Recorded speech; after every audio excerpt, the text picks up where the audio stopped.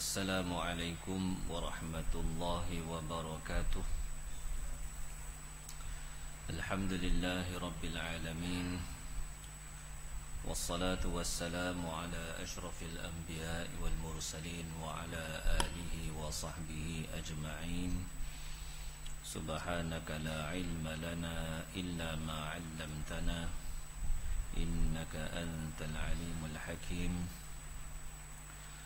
Subhanaka la fahma lana illa ma fahamtana innaka antal jawadul karim. Wala hawla wala quwwata illa billahil aliyyil azim. Rabbi shrah li sadri wa yassir li amri wahlul 'uqdatam min lisani yafqahu qawli. Alhamdulillah, marilah sama-sama kita memanjatkan kesyukuran kita kehadrat Allah Subhanahu wa taala. Dengan limpah kurnianya masih lagi diberi taufik, diberi kekuatan, dipilih kita semua untuk datang ke rumah Allah Subhanahu wa taala, menunaikan perintah Allah Subhanahu wa taala. Mudah-mudahan segala amal kebaikan kita diterima oleh Allah Subhanahu wa taala. Pada malam ini kita akan sambung lagi bacaan daripada kitab Wasailul Wusul ila Syamailir Rasul. Masih lagi hadis-hadis dan juga riwayat-riwayat yang ringkas yang disabdakan oleh baginda sallallahu alaihi wasallam. Qala al-musannif rahimahullahu ta'ala wa nafa'ana bihi wa bi'ulumihi fid dharain amin. Wa fi riwayatin an-nasu bi zamanihim ashbahu minhum bi abaihim. Dalam satu riwayat ada disebutkan, saya terjemahkan dengan satu riwayat, tak sebut sabdaan Nabi, kerana di dalam syarahan hadis ini menyebut bahawa lafaz ini adalah perkataan daripada sahabat Nabi sallallahu alaihi wasallam. Ia bukan sabdaan baginda sendiri. Sebahagian mengatakan bahawa ini adalah ucapan daripada Sayyidina Umar bin Al-Khattab radhiyallahu anhu. Dan sebahagian yang lain mengatakan bahawa ia adalah ucapan daripada Sayyidina Ali bin Abi Talib radhiyallahu anhu. Jadi kata Sayyidina Ali radhiyallahu ta'ala anhu, manusia itu dengan zaman mereka lebih sesuai berbanding dengan ayah-ayah dan juga datuk nenek mereka yang sebelum itu. Maknanya setiap manusia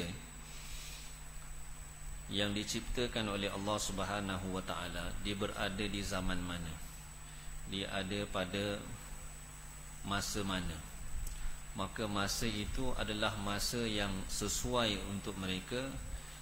Dan situasi ataupun zaman itu tidak akan sama dengan orang-orang sebelum mereka.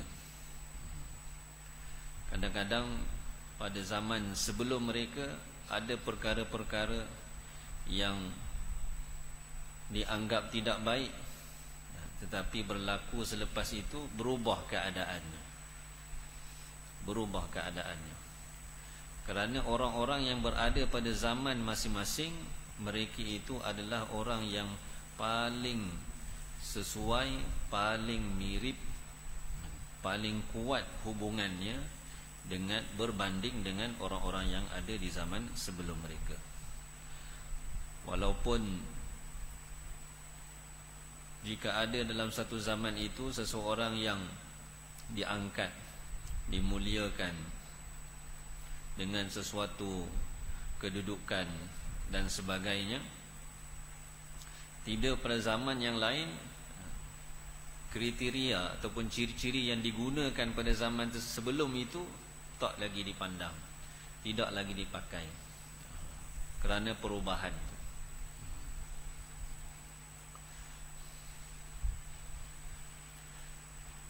Maka untuk kita menghukum sesuatu, iaitu betul ke tak betul ke, maka kena tengok keadaan masa tu, keadaan yang ada pada waktu itu. Maka itulah yang sepatutnya kita gunakan, kita i'tibar, kita tengok, khususnya dalam perkara-perkara yang tidak melibatkan akidah dan sebagainya, dalam keadaan. Kalau perkara yang melibatkan agama, melibatkan akidah, asas-asas agama, yang ni dia tidak akan berubah sampai bila-bila, tidak akan berubah sampai bila-bila. Wa qala an-nabiy sallallahu alaihi wasallam, an-nasu ka'asnanil mushti. Bersabda Nabi sallallahu alaihi wasallam, manusia itu seperti gigi-gigi sikat. Yakni semua umat manusia ini, khususnya orang-orang Islam, dari segi hukum hakam Allah Subhanahu wa taala, berjalannya hukum Allah Subhanahu wa taala atas mereka, semua manusia adalah sama. Macam gigi-gigi sikat, dia duduk sebaris je, apa-apa tak ada beza, dia sama. Walaupun ada yang tebal, ada yang nipis, ada yang besar, yang kecil, tapi susun ni sama je. Jadi Nabi SAW nak memberitahu pada kita bahawa orang-orang Islam jika berdepan dengan hukum Allah Subhanahu wa taala, kedudukan mereka adalah sama. Tidak ada apa-apa kelebihan. Hatta Nabi SAW pernah diriwayatkan bersabda, baginda mengatakan, kalaulah Fatimah binti Muhammad, yakni Fatimah ni anak kepada Nabi, yakni begitu agama begitu tegas, sesuatu yang tak boleh nak diubah. Nabi beritahu, kalaulah Fatimah binti Muhammad mencuri, pasti aku akan potong tangan dia. Maknanya hukum Allah Subhanahu wa taala akan dijalankan walaupun dia anak Nabi, walaupun dia anak Nabi. Yani Nabi SAW sabdakan itu kerana pada waktu itu ada sahabat yang minta kepada Nabi sallallahu alaihi wasallam supaya di kalangan orang-orang yang tidak beriman ada yang melakukan perbuatan setelah Islam menang, menguasai. Jadi orang-orang yang tidak beriman, orang-orang musyrik, mereka ni duduk di bawah kuasa orang Islam, dan mereka tertakluk kepada hukum hakam yang ditetapkan oleh Nabi SAW dalam syariat. Ada berlaku keadaan di mana orang-orang yang berkedudukan, mereka melakukan kesalahan. Jadi ada sebahagian daripada sahabat minta kepada Nabi SAW, mereka ni orang-orang besar, jadi hukuman itu biar lain sikit. Tujuan dia, antara tujuan dia supaya boleh melembutkan hati mereka ini untuk beriman kepada Allah Subhanahu wa taala. Minta dia buat ringan sikit. Kerana Nabi SAW marah, dan Nabi SAW bersabda, kalaulah Fatimah binti Muhammad mencuri pun, aku sendiri yang akan potong tangan dia. Yang nak bagi tahu sama, anak Nabi ke, anak orang lain ke, orang Arab, orang Ajam, tidak ada apa-apa kelebihan. Cuma yang pastinya di antara umat manusia ini, siapa yang berkedudukan tinggi di sisi Allah Subhanahu wa taala, kedudukan dia adalah berdasarkan takwa. Siapa yang mempunyai sifat ketakwaan kepada Allah Subhanahu wa taala, yang lebih takut pada Allah taala, lebih tunaikan perintah Allah Subhanahu wa taala bersungguh-sungguh, tinggalkan larangan Allah Subhanahu wa taala bersungguh-sungguh, orang ini dia akan berada di kedudukan yang tinggi di sisi Allah. Kedudukan yang tinggi di sisi Allah Subhanahu wa taala. Tetapi bila berdepan dengan hukum Allah tetap sama. Berdepan dengan hukum Allah tetap sama, tak ada beza.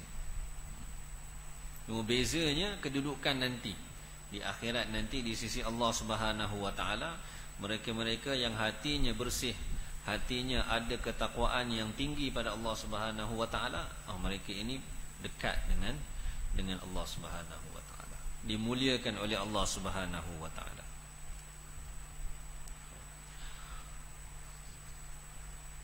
Wa qala an-nabiy sallallahu alaihi wasallam, "An-nasu ma'adinu fil khairi wasyarri." Bersabda Nabi sallallahu alaihi wasallam, manusia itu adalah lombong-lombong dari segi baik dan buruk. Sebagaimana lombong emas ataupun lombong perak,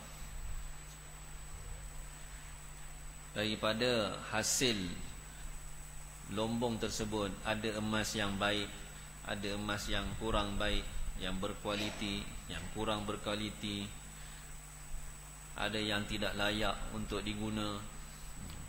Maka begitulah umat manusia ini, keadaan manusia yang ada di atas muka bumi ini, keturunan Nabi Adam alaihi salam sampailah ke hari kiamat. Ada di kalangan mereka ada orang-orang yang mulia, ada orang-orang yang baik, ada di kalangan mereka orang-orang yang jahat, keturunan dia pun jahat. Ada orang yang cerdik, ada orang yang kurang cerdik. Berbeza, berbagai tingkatan. Ada orang yang susah, ada orang yang senang. Dan tetapi dalam keadaan, setiap keadaan itu, untuk menilai kedudukan dia dari segi agama dia, yang menjadi penilaian ni adalah ketaatan dia kepada Allah Subhanahu wa taala. Agama dia tu yang akan memberi nilai kepada keadaan dia. Kalau dia orang susah tapi dia berusaha untuk sempurnakan agama dia, maka kedudukan dia tinggi. Orang senang tapi tidak ada agama, maka kedudukan dia rendah. Dalam sebuah hadis yang lain, Nabi sallallahu alaihi wasallam ada sebut manusia ini adalah lombong-lombong macam lombong-lombong emas dan perak. Yang terbaik di kalangan mereka, yakni orang-orang yang baik di kalangan mereka semasa jahiliyah, semasa memeluk Islam, mereka juga adalah orang-orang yang baik semasa Islam. Syaratnya idza faquhu, Nabi letak syarat, apabila dia faham agama, yakni dia amalkan agama. Kalau tidak, kemuliaan dia tidak ada apa-apa makna, kehebatan dia tidak ada apa-apa makna. Kerana kemuliaan yang sebenar adalah apabila seseorang itu berusaha untuk menyempurnakan perintah-perintah Allah Subhanahu wa taala dalam dirinya. Maka dia akan diberi satu kemuliaan yang khusus oleh Allah Subhanahu wa taala. Wa qala an-nabiy sallallahu alaihi wasallam, nahnu ahlu baitin la yuqasu bina ahadun. Bersabda Nabi sallallahu alaihi wasallam, kami adalah sebuah keluarga yang tidak boleh disamakan sesiapa pun dengan kami. yakni keluarga Nabi sallallahu alaihi wasallam adalah keluarga yang dipilih oleh Allah. Nabi-nabi alaihi wassalatu wassalam, khususnya Nabi Muhammad sallallahu alaihi wasallam, nabi yang terakhir, untuk Allah Taala pilih dan juga bangkitkan nabi akhir zaman ni. Dalam sebuah hadis Nabi sebut, Allah Taala tengok dan seluruh umat manusia ni, Allah Taala pilih bangsa Arab. Kemudian dalam bangsa Arab pula Allah pilih pula orang-orang Quraisy. Dalam kalangan orang Quraisy Allah pilih pula daripada kabilah Abdul Muttalib. Kemudian barulah keluar Nabi sallallahu alaihi wasallam, pilihan. Begitu juga dengan keluarga Nabi sallallahu alaihi wasallam. Mereka adalah orang-orang yang dipilih oleh Allah dan mempunyai kedudukan yang istimewa yang tidak ada pada orang-orang lain. Anda nak samakan, memang tak sama kedudukan. Dalam hadis yang lain di sini Nabi sallallahu alaihi wasallam sebut, nahnu banu Abdul Muttalib sadatu ahli jannah. Kami keluarga anak cucu Abdul Muttalib adalah ketua kepada penghuni syurga. Penghuni syurga. Nabi tafsir pula dalam riwayat yang lain, siapa dia? Nabi kata, aku sendiri, Sayyidina Hamzah bin Abdul Muttalib, Ali bin Abi Talib, Ja'far bin Abi Talib, Hasan Husain bin Ali radhiyallahu anhu. Mereka-mereka ini adalah orang-orang yang dipilih oleh Allah Subhanahu wa taala di akhirat nanti, mempunyai kedudukan orang-orang yang ke depan, orang-orang besar di dalam kalangan penghuni syurga. Dalam satu riwayat ada disebut bahawa Sayyidina Hasan dan Al-Husain radhiyallahu anhuma adalah sayyida syababi ahli jannah, adalah ketua kepada pemuda-pemuda di dalam syurga. Pemuda-pemuda dalam syurga. Sayyidatina Fatimah radhiyallahu anha adalah ketua kepada seluruh wanita dalam syurga. Jadi kedudukan ini Allah Ta'ala beri khusus kepada Banu Abdul Muttalib, anak cucu Abdul Muttalib di akhirat nanti. Kerana yang pertama keturunan, dan yang kedua agama mereka. Agama mereka. Kalau semata-mata keturunan, itu dengan rahmat Allah SWT, Allah Ta'ala boleh buat belaka. Kita dalam akidah kita meyakini bahawa keturunan Nabi sallallahu alaihi wasallam adalah orang yang baik-baik belaka. Orang yang baik-baik belaka. Tak boleh kita nak bersangka buruk. Bukan saja keturunan Nabi, sahabat-sahabat Nabi pun kita tak boleh nak sangka buruk pada mereka. Hatta walaupun di zaman mereka berlaku perselisihan dan sebagainya, bukan hak kita untuk kita menyokong mana-mana dan merendahkan mana-mana di kalangan sahabat-sahabat Nabi. Apatah lagi keluarga baginda sallallahu alaihi wasallam sendiri. Wa qala an-nabiy sallallahu alaihi wasallam, an-nadamu taubatun. Bersabda Nabi sallallahu alaihi wasallam, penyesalan itu adalah taubat. Yakni kesedihan yang datang di dalam hati kita atas sesuatu kesilapan ataupun atas sesuatu dosa yang kita telah lakukan, dan rasa benci di dalam hati kita terhadap dosa yang kita telah lakukan, dan mendorong kita untuk meninggalkan dosa itu, meninggalkan keburukan itu kerana Allah Subhanahu wa taala, maka itu dikatakan taubat. Ulama mengatakan walaupun di dalam hadis ini sebut an-nadamu taubatun, penyesalan itu taubat. Adakah semata-mata menyesal tu kita dah dikira bertaubat? Ulama sebut dalam kitab belum lagi. Menyesal itu adalah sebahagian baru, sebahagian daripada proses untuk taubat. Menyesal, syarat-syarat taubat yang disebutkan di dalam kitab-kitab fiqh ataupun kitab-kitab yang lain, kitab-kitab hadis. Syarat dia yang pertama sekali menyesal. Dia menyesal.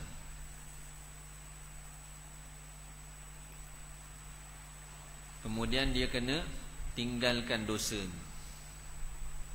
Dan yang ketiga, dia kena berazam sungguh-sungguh akan datang tidak buat lagi. Ini kalaulah dosa yang dibuat itu dosa yang berkait dengan Allah sahaja, dengan hak Allah sahaja. Tak semayang contohnya, tak semayang, tinggalkan solat fardu. Tanda satu orang tu menyesal, yang pertama sekali dalam hati dia sedih. Yang kedua, dia tak tinggal dah solat tu. Dan yang ketiga, dia berazam sungguh-sungguh akan datang tak buat lagi, tak tinggal dah.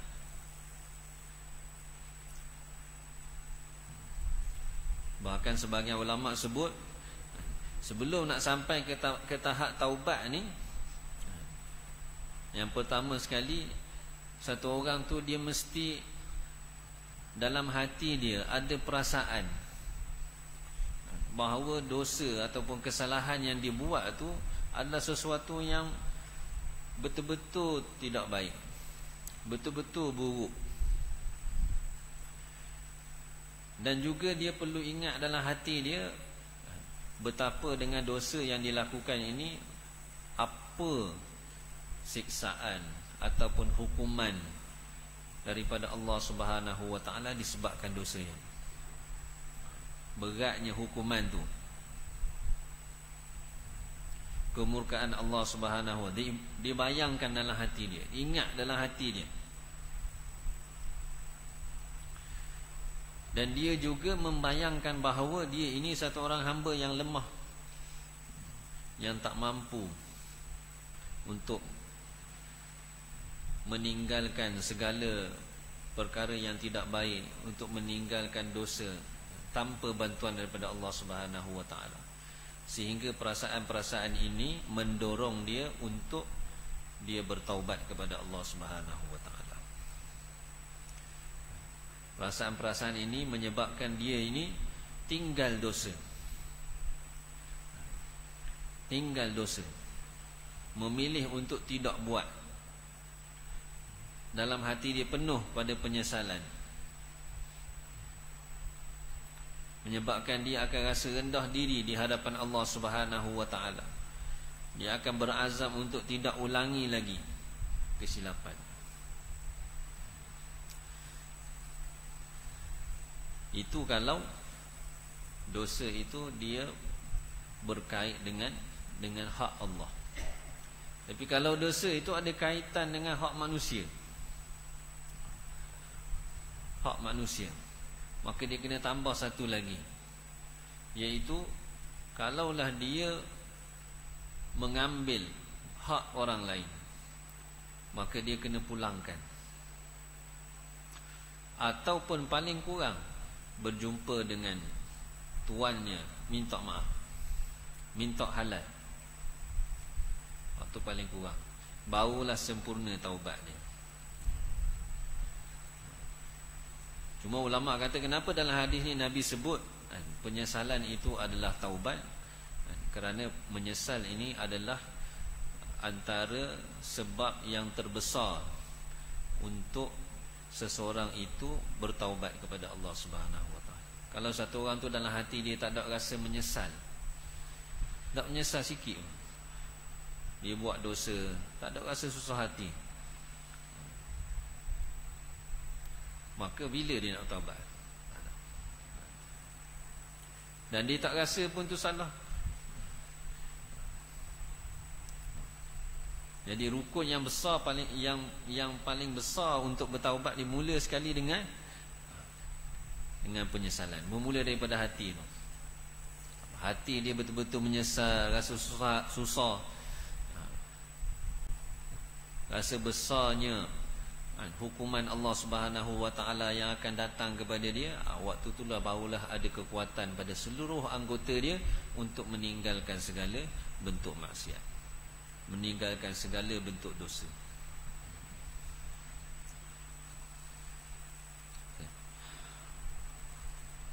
Wa qala an-nabiy sallallahu alaihi wasallam, an-nisa'u habailus syaitan. Bersabda Nabi sallallahu alaihi wasallam, wanita-wanita adalah perangkap-perangkap syaitan.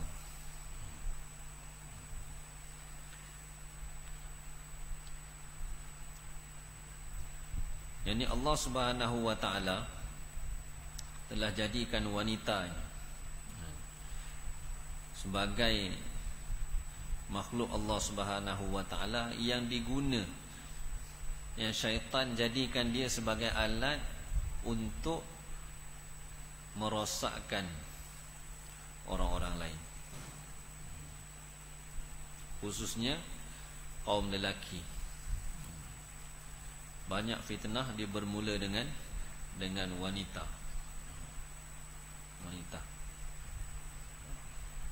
Di kalangan wanita ni ada orang-orang yang tinggi kedudukan di sisi Allah Subhanahu wa taala. Orang-orang yang hebat, yang bertakwa kepada Allah Subhanahu wa taala. Cumanya Allah Subhanahu wa taala jadikan wanita ni sebagai ujian. Ujian untuk orang lelaki. Kerana wanita ini mempunyai fizikal dan juga rupa paras yang boleh menarik perhatian, khususnya wanita-wanita yang berhias dan sebagainya. Kerana Nabi sallallahu alaihi wasallam nyatakan di dalam hadis ini bahawa wanita itu adalah perangkap syaitan, supaya orang-orang lelaki, supaya kaum lelaki ini berwaspada.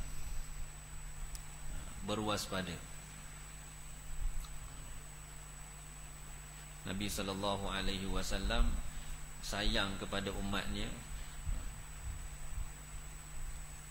Nabi bagi tahu supaya orang lelaki ini berwaspada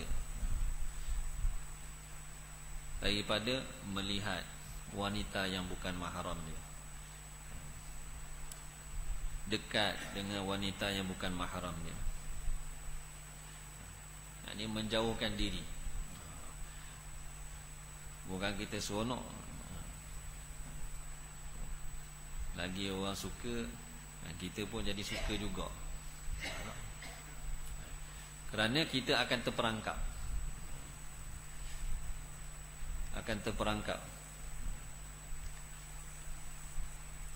Itu antara habailus syaitan, perangkap yang disediakan oleh syaitan untuk membawa golongan lelaki ini ke lembah kerosakan. Maka orang lelaki dia kena jaga. Jaga pandangan matanya, jaga telinga dia, jaga hati dia, khususnya dengan yang bukan mahramnya. Adapun yang mahramnya dengan isteri, itu tak ada masalah.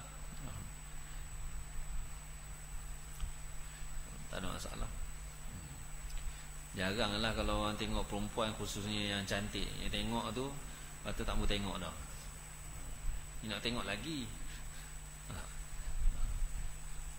Boleh tengok atas, nak tengok apa bawah pula.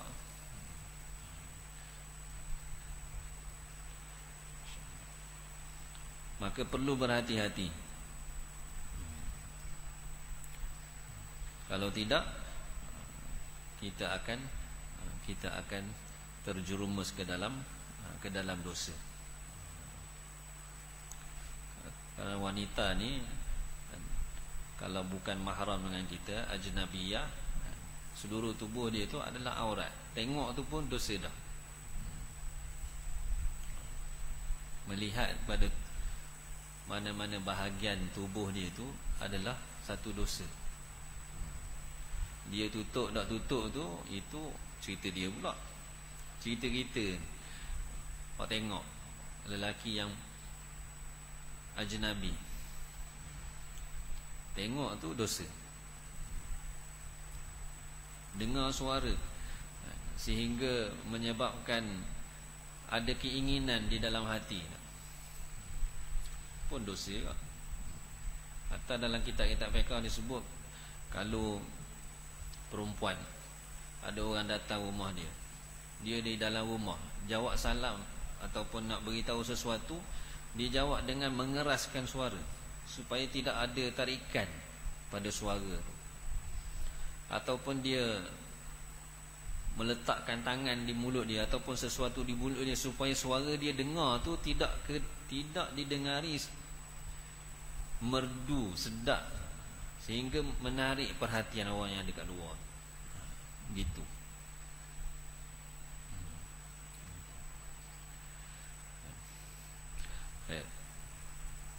Wa qala an-nabiy sallallahu alaihi wasallam, niyatul mu'mini khairun min 'amalihi. Bersabda Nabi sallallahu alaihi wasallam, niat orang yang beriman adalah lebih baik daripada amalannya. Niat orang yang beriman adalah lebih baik daripada amalannya.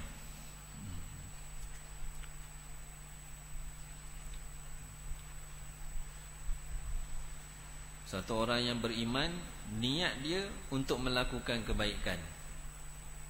Niat dia untuk melakukan kebaikan, Allah Subhanahu wa taala dah beri satu pahala. Dia niat nak buat baik, tak buat lagi, baru niat nak buat. Niat nak beri sedekah, niat nak tolong orang, niat nak mudahkan orang. Dengan niatnya itu Allah Ta'ala ada beri satu pahala, niat kebaikan. Dan niat ni tak ada orang nampak, tidak ada orang nampak, dia duduk dalam hati. Niat nak buat kebaikan itu adalah cetusan daripada hati yang Allah Ta'ala bisikkan dalam hati kita untuk buat baik. Dia tidak ada ikhlas ke tak ikhlas, tak. Berbanding dengan amalan kita solat. Daripada perbuatan amal kita ini boleh lahir macam-macam. Ada orang dia buat amal kerana nak tunjuk ke orang, perbuatan dia itu untuk tunjuk. Ataupun dia buat amal kerana dia suka orang sebut tentang amalan dia. Ataupun dia buat amal tu kerana nak bangga, nak berbangga-bangga dengan amal dia. Tapi kalau niat dalam hati ni, kita niat nak buat baik, dia mari dalam hati kita bisikan-bisikan yang Allah Ta'ala datangkan melalui para malaikat, bisik dalam hati kita untuk buat baik. Niat ni dia tak ada. Maka itu antara sebab Nabi SAW mengatakan, niat satu orang beriman adalah lebih baik daripada amalannya.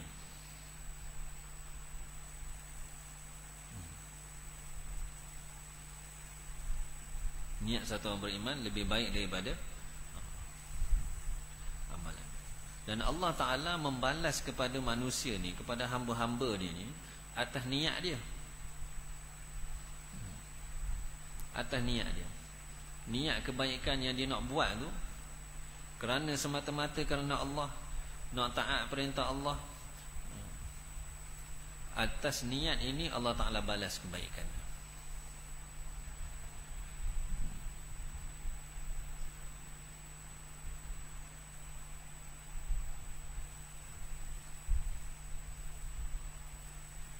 Dalam hadis yang lain ada disebut, wa kullu amalin yu'malu ala niyyatihi fa idza 'amila al-mu'minu 'amalan nara fi qalbihi nurun. Setiap amal itu akan dilakukan atas niatnya. Kita buat apa-apa amal, yang pertama sekali ada niat. Orang nak mari masjid, pertama sekali dia akan niat nak mari dulu, baru dia boleh mari. Orang nak bersedekah, dia ada niat dulu nak bersedekah, baru dia buat. Bila niat dah ada, kemudian dibuat, Nabi kata apa? Fa idza 'amilal mu'minu 'amalan. Maka apabila seseorang beriman itu melakukan sesuatu amalan, nara fi qalbihi nurun, maka akan bercahaya di dalam hatinya satu cahaya. Hati dia akan datang satu cahaya. Sebagaimana kalau satu orang beriman, dia melakukan satu dosa, maka akan ada satu titik hitam yang akan melekat dalam hati dia. Begitulah kita kalau kita buat kebaikan,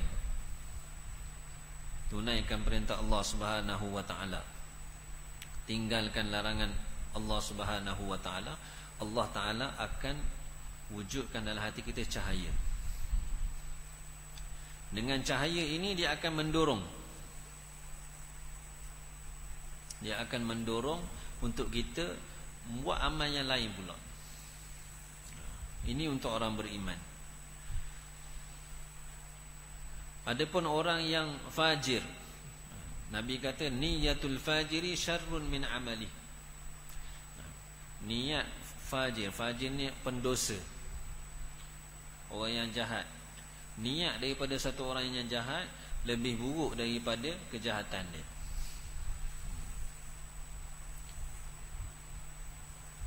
Niat tu lebih buruk daripada kejahatan dia. Sebab apa? Niat dia ni akan berterusan. Mungkin perbuatan tu buat sekali, tapi niat ni ada sokmo.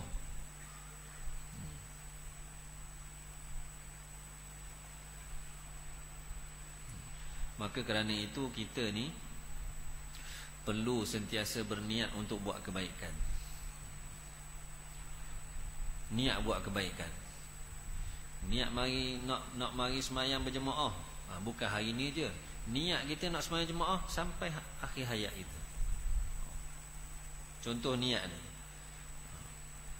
5 waktu nak mari semayang berjemaah, niat sampai bila? Sampai akhir hayat. Niat nak buat kebaikan sampai bila? Sampai akhir hayat. Kita besarkan niat, besarkan niat. Amal belum tentu lagi. Niat kita boleh buat sampai tak ada hak masa. Kita niat hari ni, sekarang kita berniat, letak azam sungguh-sungguh dalam hati kita. Keazaman niat itu sampai bila? Sampai bila-bila boleh buat. Nak lama mana? Sampai kiamat pun boleh. Amal tak tentu lagi. Mungkin ada masa kita sakit, itu tak boleh nak buat. Mungkin ada masa kita ada masyakkah, kita ada kesusahan, kita tak boleh nak buat. Tapi niat kita dah berjalan dah. Niat kita dah berterusan dah. Allah Ta'ala kira dah pahala tu. Pahala. Sebab tu satu orang yang belajar Al-Quran, dalam hadis sebut satu orang yang belajar Al-Quran, setengah-tengah belajar dia meninggal dunia. Di akhirat nanti Allah Ta'ala akan letakkan dia bersama-sama dengan orang-orang yang mahir Al-Quran. Sebab apa? Niat dia tu. Walaupun dia tak pandai, tapi niat dia nak jadi pandai. Akhir sekali Allah Ta'ala letak dia sama-sama dengan golongan tu. Wallahu a'lam. Semoga Allah Subhanahu wa ta'ala beri taufik. apa yang disampaikan pada malam ini sama-sama dapat kita jadikan pedoman untuk kita amalkan dan sampaikan kepada saudara-saudara kita yang tidak ada. Subhanakallahumma bihamdika asyhadu an la ilaha illa anta astaghfiruka wa atubu ilaik. Subhana rabbika rabbil izzati amma yasifun wa salamun alal mursalin. Alhamdulillah.